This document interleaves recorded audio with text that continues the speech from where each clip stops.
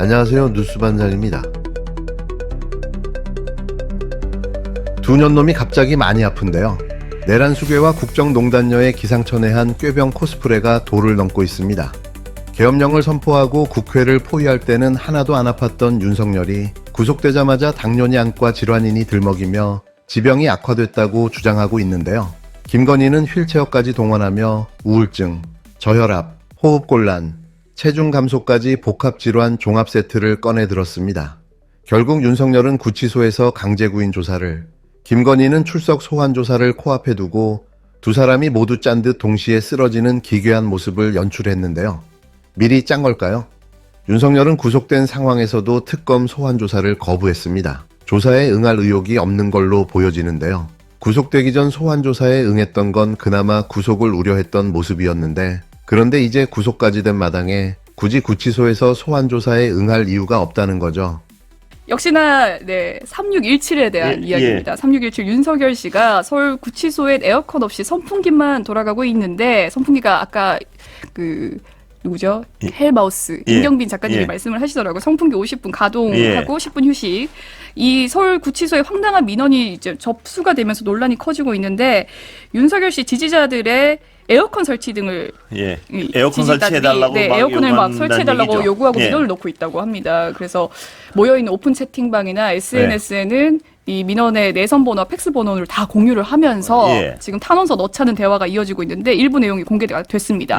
수신, 서울구치소장, 발신, 대한민국 국민일동, 난 아닌데? 제목, 윤석열 전 대통령에 대한 정치 보복성 인권 탄압을 중단하라.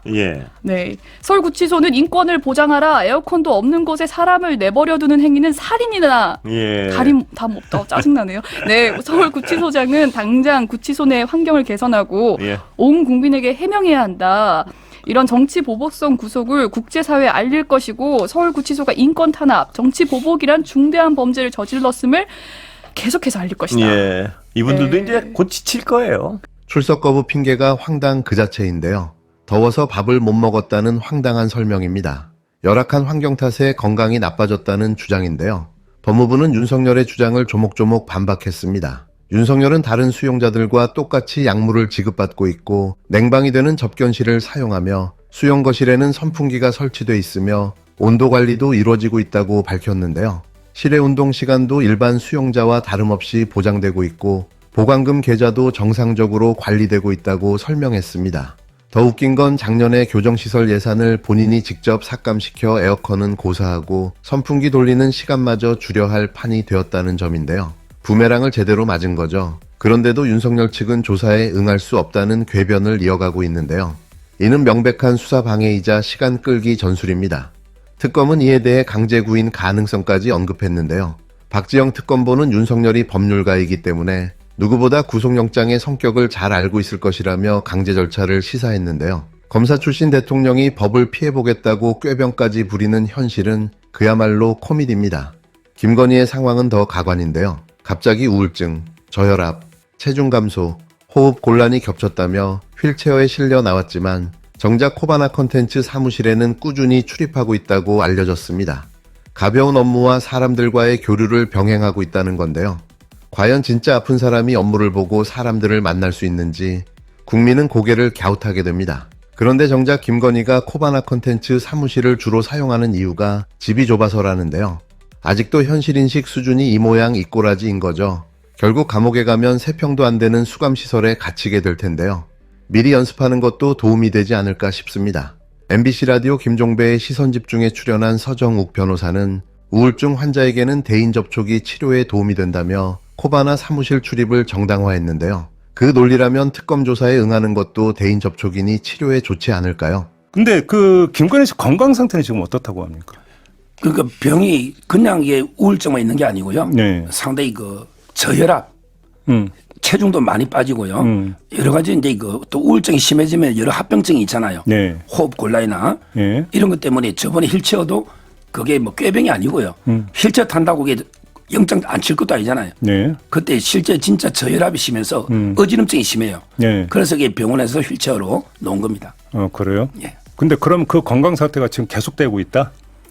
그래서 제가 이제 지금 또 혼자 계시면 안 되잖아요. 예. 그래서 어머니라도 같이 좀 계시라고 제가 제안도 하고 왜냐하면 이게 혼자 있으면 또 우울증은 그러니까 좀 상당히 걱정이 됩니다. 예. 근데 그 변호사님이 엊그제 다른 방송 가셔가지고 네. 김건희 씨가 주로 코바나 사무실 있다고 말씀하셨잖아요. 그러니까 저기 걷기도 힘든데 어떻게 코바나 사무실에 그렇게 자주 갑니까? 근데 주된 건 우울증이니까 우울증에 또 활동을 해야 되잖아요. 아니 우울증 말고 저혈압이 있고 그래서 제대로 걷기도 힘들다고 조금 전에 말씀하셨고. 그러니까 이제 우울증이 아주 심해질 때는 뭐 그럴 때도 있는데 아마 네. 그 코바나가 먼데 있는 게 아니고 같은 아파트에 지하에 있어요. 예 바로 있잖아요. 그럼 거기서 좀 활동하고 사람들 만나면 우울증에는 우리게 도움이 되는 거죠. 뭐.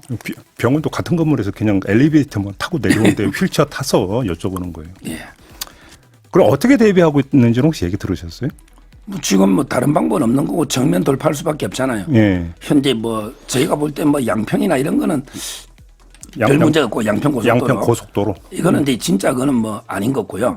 그다음에 그 삼부토군도 주가 조정은 있었지만 김건희 여사나 또는 이제 그 원희룡 장관은 전혀 무관하다. 이런 게 있고 뭐 크게 특별하게 도이치모터스 정도가 아마 기소하지 않을까 이렇게 예상하고 있고 나머지는 이제 그 충분히 방어되는 걸로 보고 있습니다. 도이치 갖고 기소할 거다? 그러면 예를 들어서 공천 개입은 어떻게 보세요?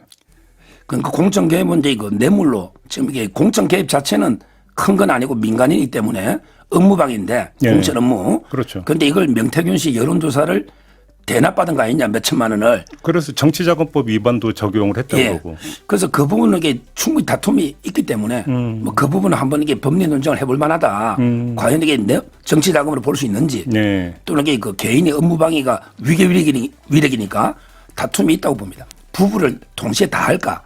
더 황당한 건 변호사를 4-5명 추가 선임해 정면 돌파를 준비하고 있다고 밝히면서도 김건희는 몸이 아파서 조사에 응할 수 없다는 말도 안 되는 궤변을 늘어놓고 있다는 점입니다. 양평 고속도로, 삼부토건, 도이치모터스 모두 별 문제 없다고 낙관하면서 정작 본인은 특검 소환 앞에서 몸이 아프다며 도망치고 있는 건데요. 이들이 대한민국을 파괴할 때는 얼마나 부지런하고 건강했던가요? 윤석열은 12.3 계엄령을 선포하고 국회를 포위하며 민주주의를 짓밟았고 김건희는 도이치모터스 주가 조작, 명품백 수수, 공천 개입 등 국정농단을 일삼았는데요. 그때는 우울증도 저혈압도 당뇨도 아무 문제가 없었습니다. 탄핵이 발의되고 가결되던 과정에서도 윤석열은 끝까지 버티며 권력에 매달렸고 헌법재판소 심판 과정에서도 온갖 궤변을 쏟아냈는데요. 그때도 건강에 이상은 없었습니다. 그런데 특검 조사가 시작되자마자 온몸이 아프다는 이 연기는 국민을 모욕하는 수준인데요. 권력형 범죄자들이 처벌을 앞두고 건강 악화를 호소하는 것은 전형적인 수법입니다. 전두환, 노태우, 박근혜, 이명박 모두 똑같은 꾀병 전략을 사용했고 국민은 그 진실을 너무나 잘 알고 있는데요. 하지만 국민은 더 이상 이런 수법에 속지 않습니다. 특검도 단호한 입장을 밝혔는데요. 교정당국으로부터 윤석열이 출정조사에 응하지 못할 정도의 건강 문제는 없다는 회신을 받았다며 강제 구인을 예고했습니다. 박지영 특검보는 절차대로 수사를 진행하겠다고 강조했는데요. 꾀병으로 법을 피할 수 없다는 분명한 메시지입니다. 윤석열과 김건희는 진정한 참회는커녕 오직 책임 회피를 위한 연기만 반복하고 있는데요. 이는 국민을 2번 모욕하는 폐악질입니다. 이 두 사람의 꾀병 코스프레는 결국 역사의 조롱거리가 될 텐데요. 아무리 몸이 아프다고 연기를 해도 국민은 그들의 죄질이 얼마나 중대한지를 정확히 알고 있습니다. 진짜 아픈 것은 이들이 파괴한 대한민국의 민주주의와 법치주의인데요. 결국 정의는 반드시 승리하게 되어 있습니다. 꾀병으로 법을 피하려는 이들의 마지막 발악은 국민의 분노만 더 키울 뿐인데요. 이 두 사람은 더 이상 국민을 속이지 말고 법정에 나와 죗값을 치러야 합니다. 두 년놈이 갑자기 왜 많이 아픈지 국민은 너무도 잘 알고 있는데요. 꾀병 코스프레는 이제 끝내고 정의의 심판 앞에 떳떳이 서야 할 시간입니다.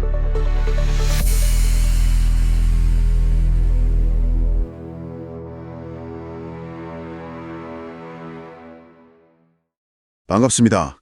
오늘 저희가 함께 살펴볼 내용은요. 지금 법적 조사를 받고 있는 윤석열 그리고 김건희의 최근 건강 문제 주장에 대한 오디오 클립입니다. 네. 이 자료가 어떤 이야기들을 하고 있는지 또 근거는 뭔지 이게 뭘 의미하는지 좀 깊이 들어가 보죠. 바로 시작할까요? 네, 좋습니다. 우선 이 자료를 보면요. 윤석열은 구속 직후에 뭐 당뇨라든가 안과 질환이 좀 악화됐다 이렇게 호소하고 있다 하고요. 네. 김건희는 우울증, 저혈압, 호흡곤란, 뭐 체중 감소 이런 걸로 특검 조사를 좀 피하려는 듯하다 이런 주장이 담겨 있어요. 휠체어까지 탔다는 말도 있고요. 아, 휠체어요?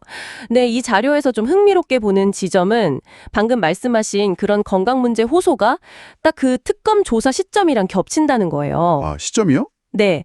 예를 들어서 과거에 윤석열이 계엄령 선포 뭐 이런 얘기 할 때나 김건희가 그 뭐 도이치모터스 주가 조작이니 명품백이니 이런 의혹들 많았잖아요. 그렇죠. 그럴 때는 이런 건강 얘기가 딱히 없었는데 왜 지금이냐 이걸 좀 비교하면서 의문을 던지는 거죠. 그러네요. 특히 김건희 같은 경우는 이 자료가 지적하는 게 건강이 심각하다 이렇게 주장을 하면서도 코바나 컨텐츠 사무실은 또 계속 나간다는 거잖아요. 맞아요. 뭐 가벼운 업무도 보고 지인들 만나고 교류는 계속 한다는 건데요. 네. 여기다 이제 서정욱 변호사가 우울증엔 사람 만나는 게 좋다. 뭐 이런 코멘트를 했다고 인용하면서 자료는 좀 비꼬는 투로 아니 그럼 특검 조사가 더 도움되는 거 아니냐 이런 식의 뉘앙스까지 풍기고 있어요. 참. 윤석열의 경우는 또 어떻습니까? 구치소 환경 관련해서도 얘기가 좀 있더라고요. 네, 그 지지자들이 구치소 환경 좀 개선해달라, 뭐 에어컨 설치해달라 이런 민원을 넣고 있다는 내용이 언급돼요. 아, 에어컨이요? 네. 근데 이제 법무부 입장은 다른 수용자랑 똑같이 대우하고 있다. 그리고 뭐 냉방되는 접견실 쓰게 해주고 선풍기도 주고 기본적인 관리는 다 되고 있다. 이렇게 반박했다는 내용도 이 자료는 전하고 있고요. 근데 여기서 또 아이러니하다고 지적하는 게 작년에 교정시설 예산을 삭감했던 게 바로 윤석열 본인이라는 점이에요. 아, 본인이요? 네. 그래서 좀 아이러니하다 이런 시각을 보이죠. 그래서 이 오디오 클립 자료는 이 모든 걸 묶어서 어조가 상당히 강한데 꾀병 코스프레다 이렇게 딱 규정을 해버리는군요. 네, 맞습니다. 과거 정치인들 사례까지 들면서요? 그렇죠. 뭐 전두환, 노태우, 박근혜, 이명박 이런 전직 대통령들이 처벌 앞두고 건강 문제 내세웠던 그 전례들을 다시 언급하면서 이것도 좀 비슷한 맥락 아니냐 이렇게 주장하는 거죠. 네. 더 나아가서는 이게 단순히 뭐 개인의 건강 문제를 넘어서 아예 사법 절차를 좀 의도적으로 방해하고 어떻게든 시간을 끌려는 시도다. 이렇게까지 해석을 하고 있어요. 그럼 특검 쪽 입장은 어떻다고 이 자료는 전하고 있나요? 특검도 가만히 있진 않겠죠. 교정당국 통해서 확인해 보니까 윤석열이 출정 조사에 응하지 못할 정도의 건강 상태는 아니다. 이런 회신을 받았다고 하고요. 아, 네. 그래서 필요하면 강제 구인까지도 검토하겠다. 뭐 원칙대로 수사하겠다. 이런 좀 단호한 입장을 보였다고 이 자료는 설명합니다. 강제 구인까지요? 네. 그리고 그 서정욱 변호사가 도이치모터스 건 외에 다른 의혹들, 뭐 양평 고속도로나 삼부토건 이런 거는 문제 없다 이렇게 보는 시각도 자료에 같이 포함은 되어 있더라고요. 그렇군요. 이 자료가 보여주는 관점을 쭉 따라가 보면 결국 한 가지 좀 생각해 볼 지점이 남는 것 같습니다.